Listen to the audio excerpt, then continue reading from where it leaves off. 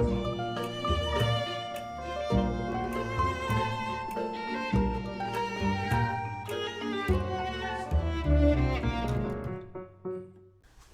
you're watching Dog-Eared Musings. I'm Monica, and today we're going to be doing a book haul. I'm finding myself in a bit of a predicament because I went to the library and I thought I was only going to get these 3 books, and then, like usual, I ended up picking up just a little bit more. So today we're going to go over the books, kind of talk a little bit more about what drew me into them, and we'll talk about... Well, I guess we won't talk about if I finish them or not, but if you're interested in knowing if I finish them or not, you can tune into future videos. The first 3 books that I'm going to kind of talk about are the books that I have to read for my YA course. I'm a library student, currently taking a class on youth services. We've been reading a bunch of really fun books throughout the semester, and these are 3 that I have to read for class. This one is called The Year of Book, and I believe it's a middle grade novel that focuses on the main character, Anna, and her kind of trying to make friends in middle school. I'm guessing it'll be awkward because it's about a middle schooler, but it looks pretty cute, and it looks like I'll be able to read it pretty quick. The other book that I'm excited to read is this book called Manana Land. It kind of mixes fantasy and real life fiction together. It's about this young boy named Max, I believe. Yeah, Maximilian Cordoba. And he's this young boy who loves stories and loves soccer. And he finds himself in this magical quest trying to figure out a family secret. And this final book that I have to read is a really short book. I think it's for high schoolers. It's called The Other Side. It is a collection of stories of teens, and they're all anonymous in order to protect their identities, talking about the intense process of immigrating from South America to the United States and the obstacles that these teens face along the way. I'm really excited to read these impactful stories and learn more about these perspectives. Thinking more about nonfiction, I'm also reading this book, What Doesn't Kill You by Tessa Miller, A Life with Chronic Illness, Lessons from a Body in Revolt. So the reason why I picked this novel up, I listened to Tessa Miller talk on one of my favorite podcasts. It's called In the Stacks. It's a podcast that talks about relevant fiction and nonfiction, and the host interviews authors on their experiences writing, publishing, and also just talks about their books in general. And I was really struck by Tessa Miller's experience, both in her writing and process of writing this book, but also just the medical experience that she faced in receiving her diagnoses. Tessa Miller writes from a really informative experience. She is a medical journalist, but she also has personal experience as someone who has been diagnosed by a chronic illness.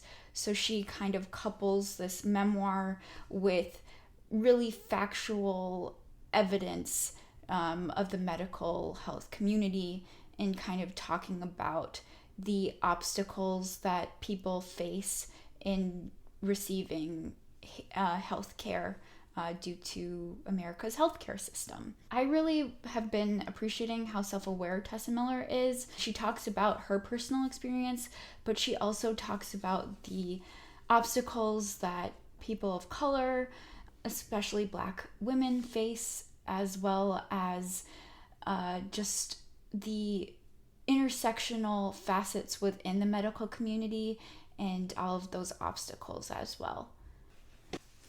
This other book that I picked up is this intimidating copy of Cloud Cuckoo Land. I saw it at the library and I was like, maybe I should grab it.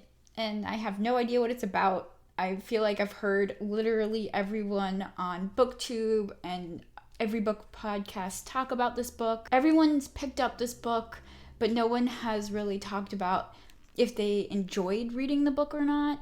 I'm assuming maybe it's because they didn't read it, or maybe they didn't like it, but maybe that's a hot take, and maybe I just need to read this book, and maybe I need to be the person to talk about it, but maybe that's putting a lot of pressure on myself, and if I don't like this book, if I don't like this book and I don't review this book, you know why. It's about this sci-fi story that follows, I believe, 2 characters in time span and also location, but it takes place in a library and kind of talks about the refugee of books and library as a space. It seemed really interesting and intriguing, and I also wanted to know why no one's talking about this book. So, will I read it?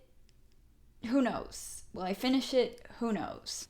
This other book that I picked up was also a YouTube-based reading suggestion. It's called Blue-Skinned Gods, and it's a novel by S.J. Sindu. They've written the book A Marriage of a Thousand Lies, which is a book that I haven't personally read, but I've heard nothing but good things about that novel. So when I saw this at the library, I was really excited to pick it up. This book follows a story of a young boy who is from a family who lives in Tamil Nadu, which is in the south of India. It follows this young boy. He's born with blue skin, so people in his town assume that he's an incarnate of the god Vishnu, and his family really takes that up and builds an ashram. And then this book discusses the idea of family, religion, sexuality, and also kind of like the culture clash, because this family finds themselves immigrating from their village in Tamil Nadu to America. So I was just really excited to get to read from this author. I've heard nothing but amazing things, and I'm really excited to read this book. I've seen a lot of pictures of this book on Bookstagram, and I am a sucker for a pretty cover, so I'm gonna let you take a look at this cover. This book, which is titled It Is Wood, It Is Stone by Gabriella Burnham, is a book that takes place in Sao Paulo, Brazil. Gabriella Burnham is also a Brazilian American, and in this novel, she kind of talks about the 2 main characters who find themselves in a precarious situation, kind of lumped together. And it is a discussion, I believe, of colorism and class in Brazil. And the final book that I am reading, or will attempt to read, is this collection of short stories by the novelist Brandon Taylor. If you're not from Wisconsin, you might have heard of him. He's very relevant in Wisconsin. Brandon Taylor, I think, is famous in especially Wisconsin literary circles for his novel Real Life, where he talks about this character who is this young black scientist who goes to school in this Midwest top 10 school. It is all of the terrifying, horrible microaggressions that this character faces, and the weird, crazy limbo that you find yourself when you're the only person of color in your program. Brandon Taylor describes all of this, and he doesn't label what school his character is in this book, and everyone assumes / knows that this book is based in Madison, Wisconsin.